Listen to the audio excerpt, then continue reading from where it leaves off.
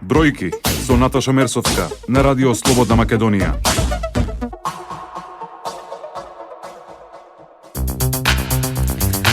Добар ден, ја слушате економската емисија Бројки на Радио Слободна Македонија. Мој гостин денеска Димитар Тодоровски, директор на компанијата Елинг. Добар ден, господине, ви благодарам што прифативте поканата да гостувате во Радио Слободна Македонија. Добар ден и поздрав до слушателите на Радио Слободна Македонија. Ви благодарам. Моето прво прашање до вас е колку е важно ефикасното користење на електрична енергија? Па тоа е малку по-комплексно прашање, али вака, ќе го разгледаме од три аспекта. Првиот, за мене што е секогаш некако најбитен, е околу енергетската ефикасност во однос на екологијата. Што значи тоа? Тоа значи дека секоја потрошена киловат енергија фактички се добива во нашето општество. Поголемиот дел од енергијата се добива од фосилни горива или се уште се користат и други горива како што е дрвото, кои се органски горива, а помал дел е од оние обновливи ресурси или енергии. Така да секоја киловат потрошено енергија значи согорување на некој од овие органски или фосилни горива. Што значи тоа? Тоа значи дека сите тие фосилни горива содржат јаглерод кој е акумулиран со годините. При негово согорување обавезно се поврзува со кислородот од атмосферата и на тој начин се ослободува енергија. Тоа поврзување со кислородот или одземање од околината значи намалување на тој кислород. За жал, малку и кај нас, али нарочито на глобално ниво, се помалку се површините со вегетација, нарочито едно од најбитните шумите, кои масовно се сечат во светот, нели, ради зголемна популација на луѓето, и нивно заменување со градови, со патишта, значи замена на шумите со место за живење за луѓето. Тоа значи упорно намалување на кислородот на планетава. И верувајте дека е тоа многу битно, значи има сега не семинари, него конференции на светско ниво заради заштита на енергија, баш ради еколошкиот аспект. Така да верувајте дека едноставно или со заштеда, или со замена на овие фосилни горива со обновливи извори е многу значајно за денешното живење. Потоа, загадувањето, значи кога согоруваат нафта, дрва, едноставно се осеќа веќе, пошто имаме и мерење на сите тие загадености, едноставно зимно време кога горат сите тие печки на дрво или нафта, едноставно загаденоста е по 5-6 пати поголема од она дозволената што е. Значи, и од тој аспект, и текако за здравјето на луѓето е битно заштедата на енергија. Вториот аспект е со заштеда на енергија се намалува увозот на горива, па и сама електрична енергија од страна на државата, што индиректно влие пак врз стандардот на граѓаните. И третиот аспект е нормално самиот буџет на секое семејство, кое може прилично да се подобри со овие заштеди на енергија. Сега, прецизна не може тоа Имате информации колкави заштеди може да му донесе рационалното користење на електрична енергија на едно домаќинство или пак на една компанија? Може да се отприлика да се каже, меѓутоа нели зависи од семејството, зависи од големина на објект што имаат, од начин на користење. Меѓутоа, за да стигнеме до тоа, мора прво да видиме неколку други работи. Една е на кој начин ќе се заштеди. Значи, прво да дефинираме што е заштита на енергија, односно енергетска ефикасност. Тоа е фактички колку ќе се колку помалку ќе се потроши енергија во однос на претходните услови. Значи промена на услови, со тие промена на услови колку помалку е потрошена таа енергија. Например, се уште има куќи гледам кои не се ни малтерисани, прозори со едно стакло и така натака, каде што ефикасноста на самите зидови е со некој коефициент од 2 до 3, на прозорите па дури и до 4. Што значи тој коефициент? Тоа е колку има промена на температурата во однос на размена на температура со надворешната средина. Тие коефициенти 2 до 3 кај згради, кај зидовите и 4 на прозорите се огромни. Така да на запад веќе се иде од кај зидовите од 0,2 коефициент, значи додека новие не енергетско ефикасни, да речеме, објекти каде што е 3 до 4, што е многу, а кај прозорите се иде и до коефициент 0,6. Значи, зидовите 0,2, 0,3. Што значи тоа? Тоа значи размена на топлина 5 до 10 пати повеќе има тие неефикасни објекти во однос на она што може да се постигне. Тоа значи дека и заштедата само за грејење ќе биде 5 до 10 пати помалку. Заштеда може и на други начини да биде. Значи, заштеда може да биде, мислам дека повеќето не водат сметка за разлика на температура. Што значи разлика на температура? Оддавањето на температурата зависи и од разликата, она делтата измеѓу две простории. Ако во еден стан држите температура од 21 степен, има одредено оддавање на температура. Меѓутоа, ако покачите до 25 степени, се едно што изгледа дека само 5 степени е покачена температурата, тоа е 20%, оддавањето не иде пропорционално, него неколку пати се зголемува. Значи, со тена четврта е оддавање на температурата. Тоа значи за 4 степени подигање на температурата во некоја просторија, вие и до 2 пати може да зголемите потрошувачката на енергија. Така да често пати им настанува забуна, па јас покушавам да заштедам со свое приватно парно или сличен начин, а трошам повеќе. Затоа што оние подигаат температурата за 3 до 4 степени и тоа е... Имате неколку практични совети за слушателите на Радио Слободна Македонија како да се штеди? Па, еве, еден од начините е да има сразмерна температура. Вториот на начините, нели, ипак е со заштита на што би рекле ние енергетски ефикасни објекти, односно да се стави дополнителна фасада на самите објекти, и тоа рековме 2 до 3 пати може да ја намали енергијата. Значи, за еден ист објект од 80 квадрати може да се потроши и 8.000 денари за грејење, може и 2.000 денари за грејење. Значи, тоа е 4 пати разлика во сметките, нели, за струја. Начин е со програмибилно грејење. Што значи тоа? Често пати се случува да не се води сметка од грејење од сабајле од 8 сат до 4 да се греат просториите, а или на школо децата, возрастните се на работа, а нема потреба. Значи, грејењето може брзо да се постигне после за сат време, значи програмибилно да се автоматски уклучи во 3 сатот пред да се вратат од работа и нема да се изгуби. Просторијата брзо ќе се загрее. Нарочито ако е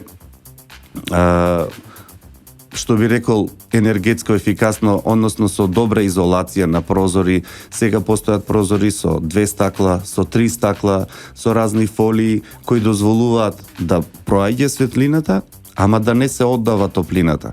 Што значи да не се затемнува просторијата, а истовремено да се заштеди на енергија. Еден од начините исто така е замена на обичните сијалици со штедливи.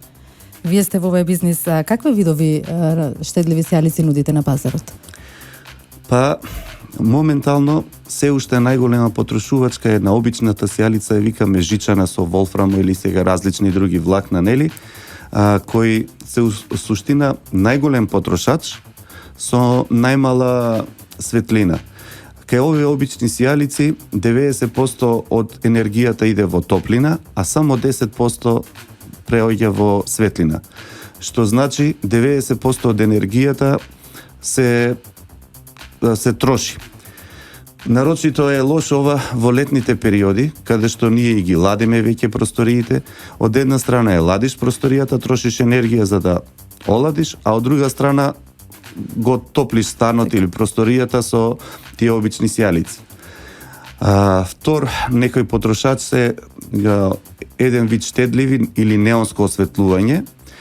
До сега тие ги насловувавме како штедливи сијалици, каде што е само 20% од енергијата за топлина, а 80% иде за осветлување.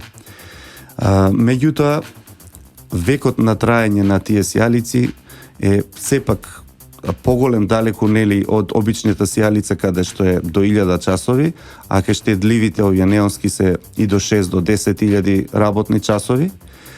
Меѓутоа, тие зависат од начинот на работа, палење, гасење, значи сепак се недоволно ефикасни како сега новата технологија, а тоа се LED светилките, односно LED сијалици, каде што е падната енергијата во топлина само на 10%, а 90% е во светлина.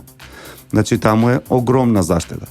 Например, една обична сијалица од 100 вати во текот на годината со просечно искористување од 6 часови дневно може да потроши околу 1200 денари во тек на година електрична енергија.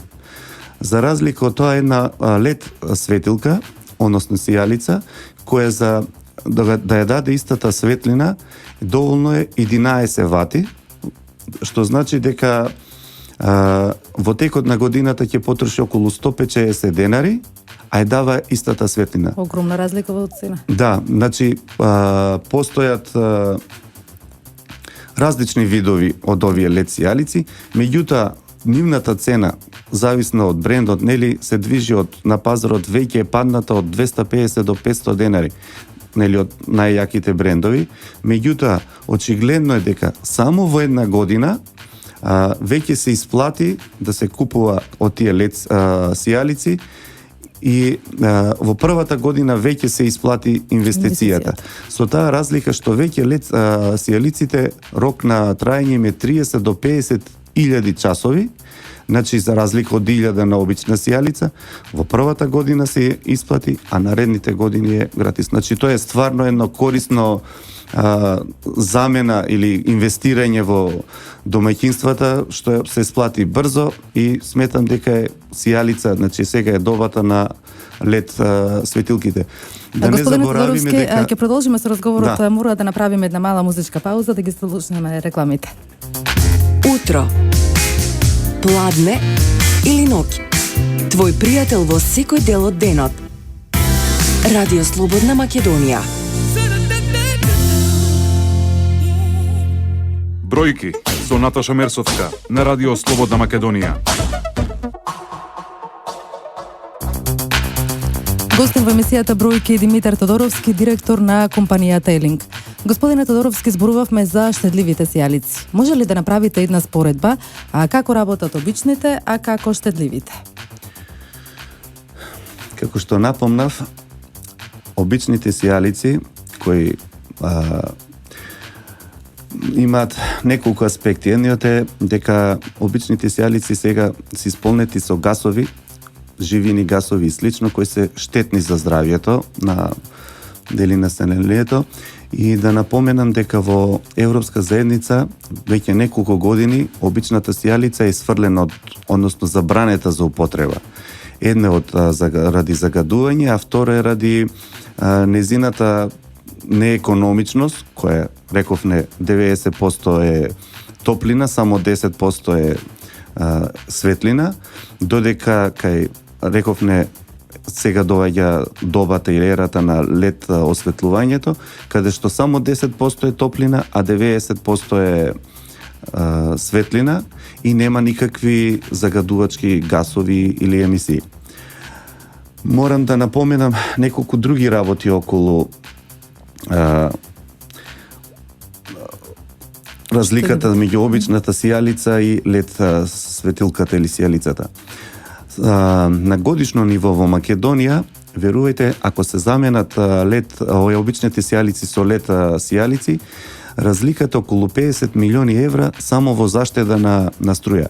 Значи, само од промена на светилки. Не збориме за останатите, нели, заштеди енергетски и така натака. Значи, тоа е една голема сума од 50 милиона евра, што дури ние препорачуваме да се приклучиме кон она што го прави Европската заедница, забрана на обичната сијалица. Овдека малку зборувам сега против себе, затоа што ние се уште најголема продажба имаме на обичната сијалица, меѓутоа, реално, таа е штетна за околина, премногу троши и едноставно треба да се исфрли од употреба. Често пати граѓаните прават грешка, што наместо да ги заменат овие обични сијалици со лед од некои си познати брендови, кои што гарантираат со квалитет, се иде да се најде најефтината солуција, односно да се земе од некоја непозната ефтина марка, која што може после и неколку дена или еден месец да се расипе. Ваш совет, кои познати брендови да ги бараат? Па сега, да не нагласувам ја, пошто ние ги продаваме тие Осрам и Вито, меѓутоа, било кој познат бренд позади кој што стои некоја позната компанија која што дава гаранција за квалитет. Едноставно, кај брендовите овие вистински познати, она што е напишано на декларација дека има тоа осветлување и толку број на работни часови мора да се испоштува, нарочито ако од европско потекло. За разлика од тоа, од поголем број кинески брендови непознати што се, едноставно работат година-две, после тоа ги исчезнуваат затоа што ништо од она што е декларирано не е вистинито. Значи, некако и тука треба повеќе контрола се направи на увозот на тие, меѓутоа граѓаните мора да си водат сметка да едноставно се зема нешто затоа што веќе се исплати и самата сијалица. Рековне, од познати брендови веќе 200 до 500 денари во мало продажба. Значи, за една година они секако ги ја исплатуваат, нели, вложената инвестиција, така да би препорачал едноставно све што има дома обична сијалица, нека се замени. Првенствено со лед, ако не може да и со овие неонско осветлување, меѓутоа едноставно нека се исфрли обичната сијалица од употреба. Господине Тодоровски, вашиот бизнис опфаќа и изградба на згради. А колку е значајно какви материјали ќе биде изграден еден објект за истиот да биде енергетски ефикасен? Па како што на почеток малку напоменавме, секако дека многу значи. Во сега современото градење обавезно е потребно да има прво ѕидовите веќе се градат од посебни енергетски цигли кои се имаат со многу повеќе прегради меѓу себе, што веќе прават некоја заштеда. Потоа изолацијата надворешна, сега се прават така наречени демит фасади, каде што обавезно има голем процент на стиропор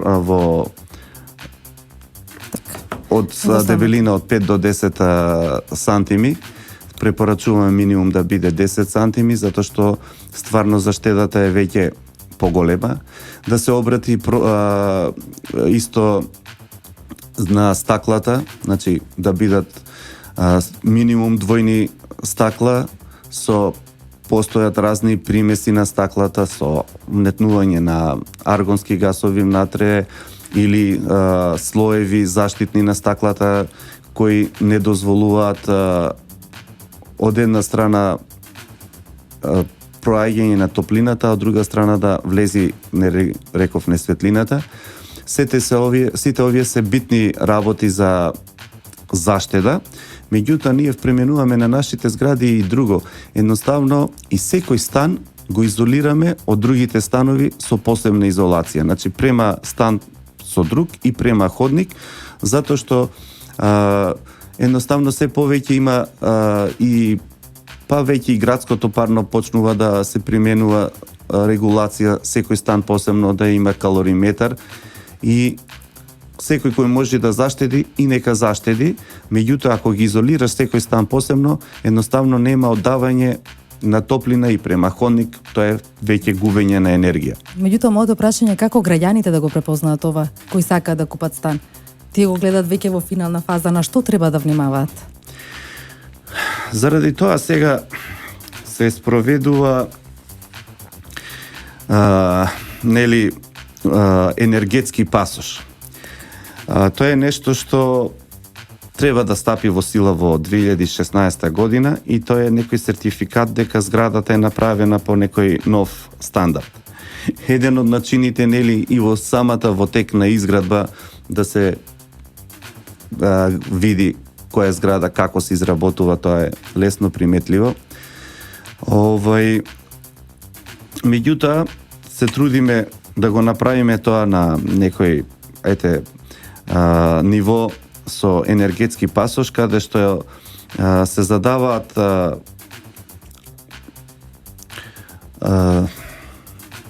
условите во самото градење. Веќе треба самата зграда од која ќе добие дозвола и од која ќе се изгради зградата, треба да се добие енергетски пасош кој дава гаранција дека зградата е енергетски ефикасна. Тоа е веќе спроведено дека мора секоја стамбена зграда да треба од 2016, меѓутоа граѓаните треба си размислуваат и за себе, значи и за своите куќи, они мора да треба, ствари не мора, али препорачливо да размислуваат да ги направат самите куќи енергетски ефикасни. Што значи таа класификација? Кои се најдобри енергетски ефикасни? Има А плюс, А минус, не знам тоа класифицирање, како имате информација? Да, има од А, Б, значи А е оптимален, Б е многу добар, С е добар, и понатак и послаби е просечен, F слаб, Г лош. Тоа се степени на ефикасност.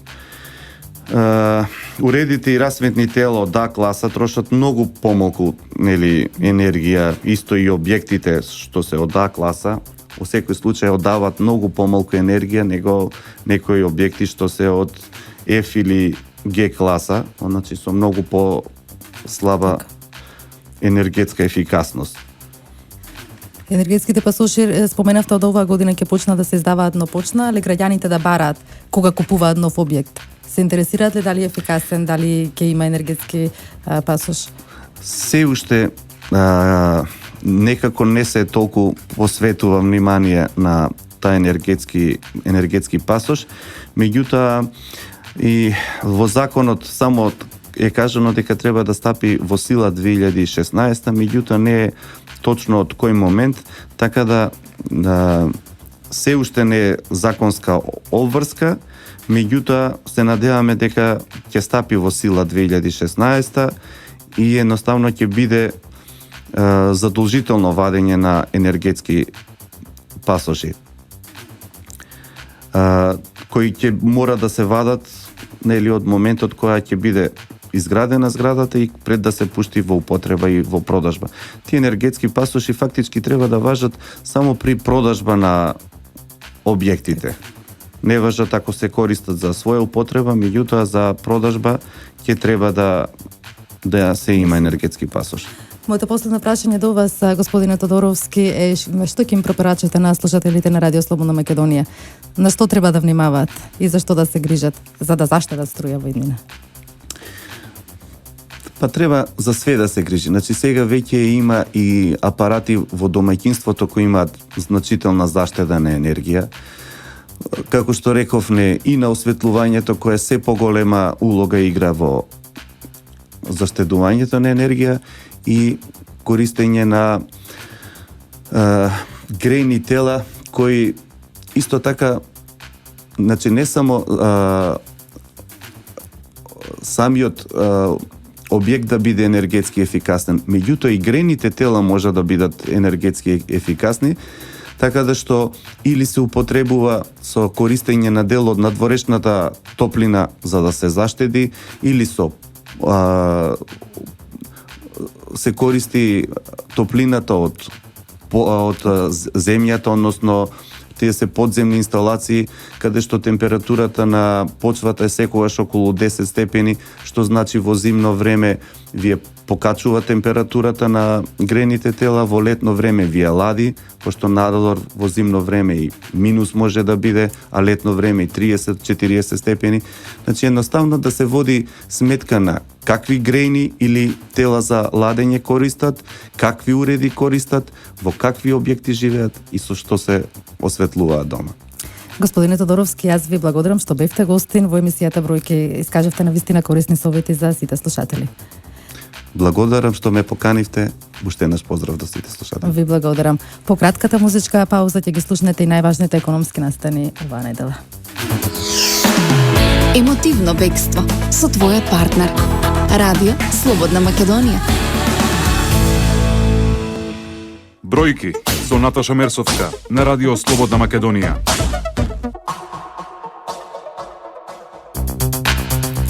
Во емисијата Бројки ви информираме и за најважните економски настани оваа недела.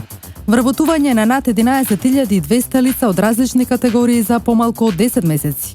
Ова е резултат на владиниот проект Македонија вработува, кој има за цел да ги поттикне компаниите да отвораат работни места, за да се намали невработеноста. Властите очекуваат до крајот на мај преку овој проект да се вработат околу 15.000 лица. Инаку овој проект го најави премиерот Груевски уште во март на трибина во Битола. Сега најавувам нова мерка. Новата мерка ќе ги има следните аспекти. Прво, нема да биде за млади до 29 години. Туку, од сега ќе биде за оние до 35 години, прво. И второ, нема да биде 1 плюс 1 година. Туку 3 години ослободување од персонален данок на доход и придонеси, со врска да бидат задржани уште 1 година. Тоа е прво. Имаме уште. Почекајте. Второ, тоа е за млади до 35 години. За оние од 35 години до 50 години се предвидува за оние од 35 до 50 години, но за оние кои што 10 години се без работа. Ако некој ги вработи во првите 5 години да биде ослободен од плаќање на придонесите за тие луѓе што ќе ги вработи, со врска да ги задржи уште 1 година на работа. А има многу такви што се 10 или над 10 години без работа. Трето, за оние што се над 50 години, независно дали биле вработувани или не биле вработувани во минатото, за сите нив, доколку некој ги вработи, владата застанува со целосно ослободување од плаќање и придонеси во период од 5 години без никакви обврски потоа.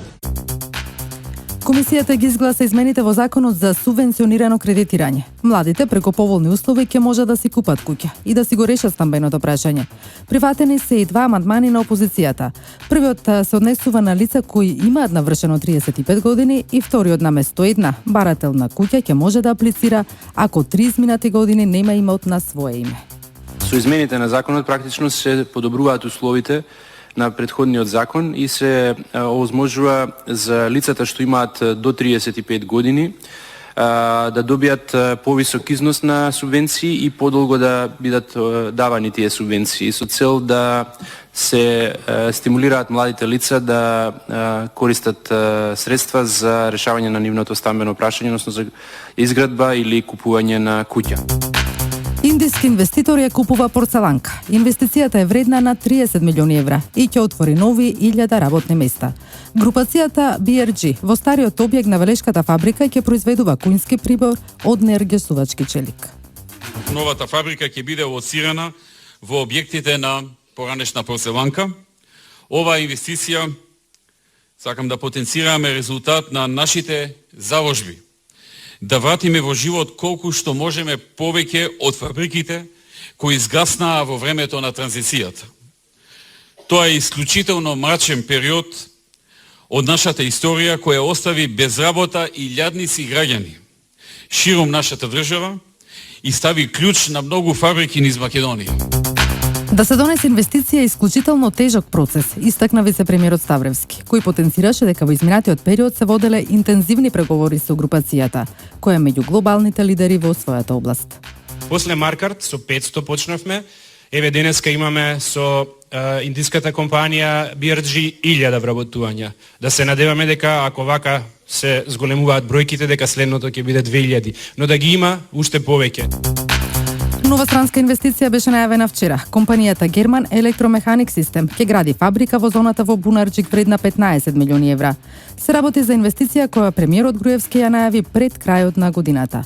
Во фабриката за производство на LED светилки и соларни панели ќе се отворат 200 нови работни места. Од Германија се работуваше Био Павлевски. Едната е за електронски делови, односно производство на LED светилки.